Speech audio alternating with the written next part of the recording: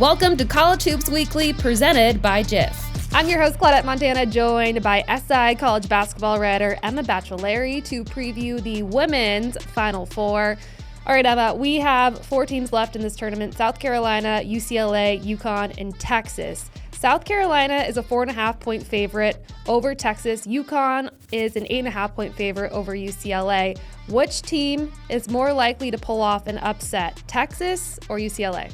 First, I think UCLA can make that a bit more competitive than the spread. That is the number 1 overall seed for a reason, and they showed off their depth this tournament. But going for the actual win here, I'm going to pick Texas. They have beaten South Carolina once this year. That was a huge game for Maddie Booker, and I think we have a pretty good chance of seeing that again, especially with how South Carolina has kind of struggled to grit out those tough wins throughout the tournament. When you take a look at the coaches that are coaching in the Final Four, you've got Dawn Staley, Gino Auriemma, people that have been to this stage before. This is Gino's 24th Final Four appearance, which is crazy.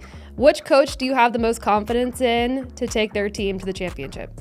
Yeah, this has been a real title drought for Gino and UConn. It's been 9 years since they last won, which is a lifetime in that program. But I think this is the year that UConn brings it back and finally wins another title and gets that for Paige Bueckers. I think this is the best roster, the healthiest, deepest roster that UConn has had in years, and so I think we're going to see Gino as the coach who takes it home here.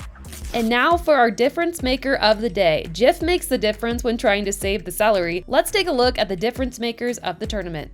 You mentioned Paige Bueckers. She's having an unbelievable tournament.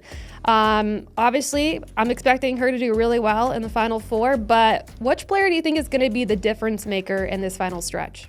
Yeah, as you said, Paige has been incredible, just a string of transcendent performances through the tournament so far. But for a difference maker here, I'm going to go with her teammate, Sarah Strong. I think if UConn is going to win these next 2 games and take home the title, they need Bueckers to do what she does, but they also need to have Sarah Strong in the paint dominating the way that she did in the Elite Eight, and that's what it's going to take for UConn to be able to win the whole thing.